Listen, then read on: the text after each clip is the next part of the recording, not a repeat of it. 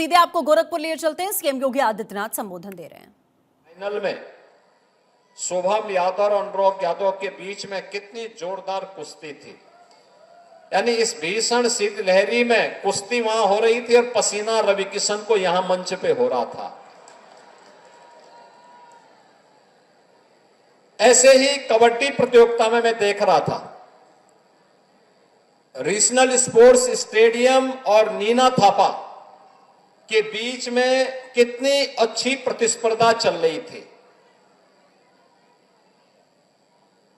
ये खेल कूद ही है जो सम और विषम परिस्थितियों में मनोरंजन भी करता है, हमें शारीरिक, मानसिक और बौद्धिक रूप से चुस्त दुरुस्त बनाने में भी जिसकी बड़ी भूमिका होती है।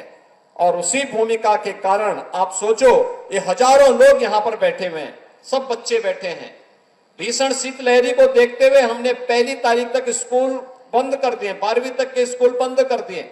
लेकिन मैं जब इन बच्चों का उत्साह देख रहा था यहां पे, तो ये उत्साह देखते हुए बन रहा था कि देखो खेलकूद ने सारी ठंड को दूर कर दिया है। आप बताओ, सामान्य रूप से अगर ठंडी होती और हम रवि किशन से कहते कि गोरखपुर में कहीं निकलना है कार्यक्रम में, जाते क्या हो घर से बाहर? नहीं निकलते। संजय निषाद भी नहीं निकलते। और तो दोनों की जोड़ी आज मिल गई, कहीं खाने पे मिले होंगे तो वहीं से दोनों साथ साथ चले आए थे। लेकिन यहां आकर के उनकी ठंड भी आपके खेल प्रतियोगिता को देख करके गायब हो गई और मुझे बहुत अच्छा लगा। लेकिन अगली बार से ये प्रतियोगिता पहले नगरीय क्षेत्र में हम 2 स्तर पर करेंगे, स्कूल स्तर पर भी और वार्ड स्तर पर भी। स्कूली बच्चों के लिए, चाहे वह बेसिक के हों, माध्यमिक के हों या उच्च शिक्षा के या विश्वविद्यालय के, इनकी 3 चरणों में 3 प्रकार की प्रतियोगिताएं, बालक और बालिकाओं में अलग अलग खेल की प्रतियोगिताओं को तो हम संपन्न करेंगे ही, संपन्न करने के साथ वार्ड स्तर पर भी कामकाजी लोगों के लिए और जो अवकाश प्राप्त हो चुके हैं उनके लिए भी कुछ खेल की प्रतियोगिताओं को हम आयोजित करेंगे। पहले वार्ड स्तर पर, फिर महानगर के 4 से 6 अलग अलग छोटे छोटे उपनगर नगर बना करके उस स्तर पर, और फिर महानगर स्तर पर इस पूरी प्रतियोगिता को हम आयोजित करेंगे।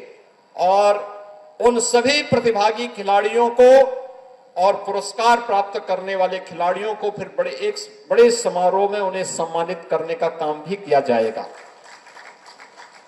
ऐसे ही गोरखपुर में सांस्कृतिक कार्यक्रम के लिए भी हम लोगों ने कहा है, ये जनवरी प्रथम सप्ताह में प्रतियोगिता होगी जिसमें कला की अलग अलग विधाओं के बारे में, गायन है, वादन है, नृत्य है, नाट्य है, इन सब की प्रतियोगिताएं आयोजित होंगी।